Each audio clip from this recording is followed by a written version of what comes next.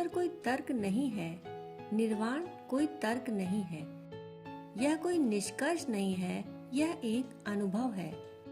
एक बार ऐसा हुआ कि एक अंधे व्यक्ति को गौतम बुद्ध के पास लाया गया और वह अंधा व्यक्ति कोई साधारण व्यक्ति नहीं था। वह एक महान शिक्षाविद था। वह एक महान विद्वान था। तर्क वितर्क में बड़ा कुशल था। वह गौतम बुद्ध से बहस करने लगा। उसने कहा, लोग कहते हैं कि प्रकाश मौजूद है और मैं कहता हूँ नहीं है। वे कहते हैं कि मैं अंधा हूँ और मैं कहता हूँ कि वे भ्रमित हैं।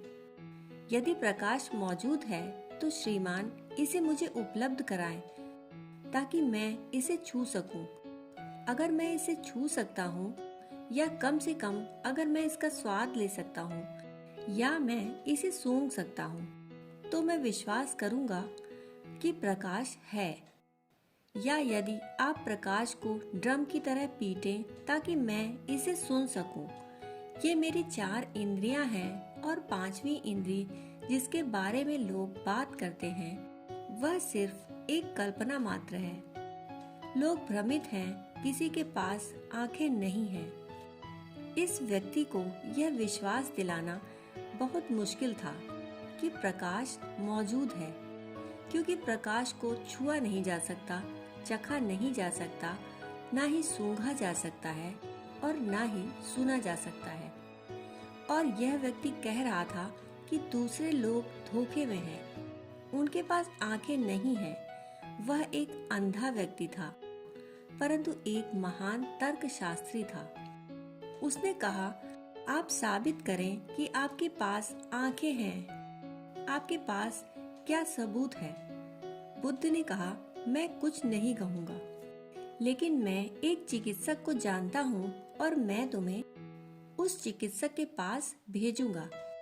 मैं जानता हूँ कि वह तुम्हारी आंखें ठीक कर सकेगा। परंतु उस व्यक्ति ने जोर देकर कहा, मैं इस बारे में बहस करने आया हूँ। और बुद्ध ने कहा, यह मेरा तर्क है, चिकित्सक के पास जाओ। उस व्यक्ति को चिकित्सक के पास भेजा गया।